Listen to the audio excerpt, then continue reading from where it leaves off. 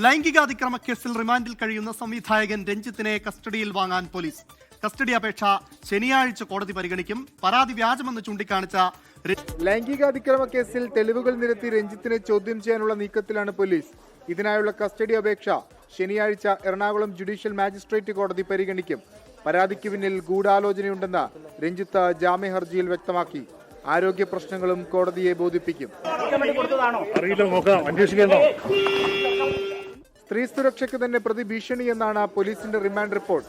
ജാമ്യം ലഭിച്ചാൽ case അട്ടിമറിക്കപ്പെടുമെന്നും police. Preliminary ആയിട്ട് നമുക്ക് അങ്ങനെ ഒരു അഫൻസ് നടന്നിട്ടുണ്ടോ സ്ഥലമുണ്ടോ അത് കൺഫേം ചെയ്ത് പിന്നെ ഞങ്ങൾ മുൻകൂട്ടി നയിക്കും. ഞങ്ങളിൽ കേസ് എടുത്ത് ഏകദേശം ഒരാഴ്ച കഴിഞ്ഞിട്ടാണ് നമുക്ക് അടുത്ത ഭാഗത്ത്. കേസിൽ അറസ്റ്റിലായതിന് പിന്നാലെ ഫെഫ്ക ഡയറക്ടേഴ്സ് റൈറ്റേഴ്സ് യൂണിയനുകളിൽ നിന്ന് രഞ്ജിത്തിനെ സസ്പെൻഡ് ചെയ്തു.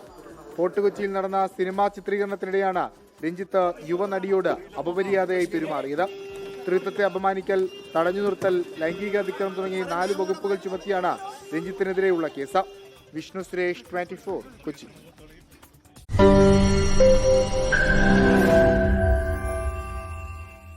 ലോകത്തെവിടെയായാലും ഏത് സമയത്തും 24 വാർത്തകളും ഓഗ്മെന്റഡ് റിയാലിറ്റി പാക്കേജുകളും എക്സ്പ്ലെയിനറുകളും വിശദമായി കാണാൻ ഞങ്ങളുടെ യൂട്യൂബ് ചാനൽ നിങ്ങൾക്ക് സബ്സ്ക്രൈബ് ചെയ്യാം.